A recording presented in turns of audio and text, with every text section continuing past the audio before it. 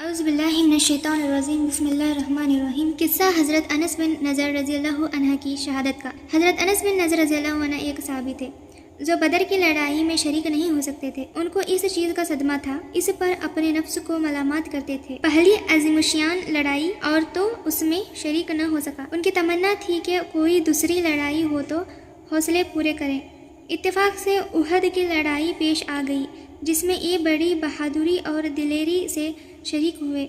احد کی لڑائی میں اول مسلمانوں کو فتح ہوئی، مگر آخر میں ایک غلطی کی وجہ سے مسلمانوں کو شکست ہوئی۔ وہ غلطی یہ تھی کہ حضور اکرم صلی اللہ علیہ وسلم نے کچھ آدمیوں کو ایک خاص جگہ مقرر فرمایا تھا، تم لوگ اتنے میں نہ کہو اس جگہ سے نہ ہٹنا، کہ وہاں سے دشمن کے حملہ کرنے کا اندیشہ تھا۔ جب مسلمانوں کو شروع میں فتح ہوئی تو کافروں کو بھاگتا ہوا دیکھ کر یہ لوگ بھی اپنی جگہ سے یہ سمجھ کر ہٹ گئے کہ اب جنگ ختم ہو چکی، اس لیے بھاگتے ہوئے کافروں کا پیچھا کیا جائے اور غنیمت کا مال حاصل کی جائے۔ اس جماعت کے سردار نے منع بھی کیا کہ حضور صلی اللہ علیہ وسلم کی ممانعت تھی، تم یہاں سے نہ ہٹو، مگر ان لوگوں نے یہ سمجھ کر کہ حضور صلی اللہ علیہ وسلم کا ارشاد صرف لڑائی کے وقت کے واسطے تھا، وہاں سے ہٹ کر میدان میں پہنچ گئے۔ بھاگتے ہوئے کافروں نے اس جگہ کو خالی دیکھ کر اس طرف سے آ کر حملہ کر دیا۔ مسلمان بے فکر تھے، اس اچانک بے خبری کے حملے سے مغلوب ہو گئے اور دونوں طرف سے کافروں کے بیچ میں آ گئے، جس کی وجہ سے